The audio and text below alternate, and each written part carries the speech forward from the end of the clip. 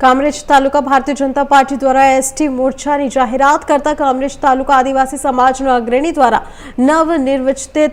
नवनिर्मित होद्देदारों सन्मान कराયું। एक तरफ જ્યારે સ્થાનિક સ્વરાજની ચૂંટણીના ભટકારા ભાગી રહ્યા છે, જ્યારે ભારતીય જનતા પાર્ટી દ્વારા સંગઠન તેમજ વિવિધ મોરચાઓના હોદ્દેદારોની નિમણૂક કરવામાં આવી રહી છે, ત્યારે કામરેજ તાલુકા ભારતીય જનતા પાર્ટીમાં પણ વિવિધ મોરચાઓના હોદ્દેદારોની અને નેતૃત્વ કરનાર પ્રમુખોની નિમણૂક થઈ છે, જે અંતર્ગત કામરેજ તાલુકા ભારતીય જનતા પાર્ટીના એસટી મોરચાની પણ નવનિયુક્તિ જાહેરાત કરવામાં આવી છે, જેમાં દેલાડાના પ્રવીણભાઈ રાઠોડને પ્રમુખ તરીકે નિમણૂક કરવામાં આવે છે। સાથે સાથે જ કામરેજ તાલુકાના મંત્રીઓ પણ મોરચા નિભાવવામાં આવ્યા છે।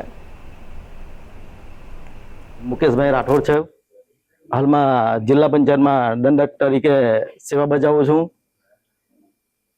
જ્યારે ભારતીય જનતા પાર્ટીએ આદિવાસી સમાજના મોરચાની રચના કરી, તેમાં અમારા આદિવાસી સમાજમાં પ્રવીણભાઈ રાઠોડને પ્રમુખ તરીકે સ્થાન આપવામાં આવ્યું।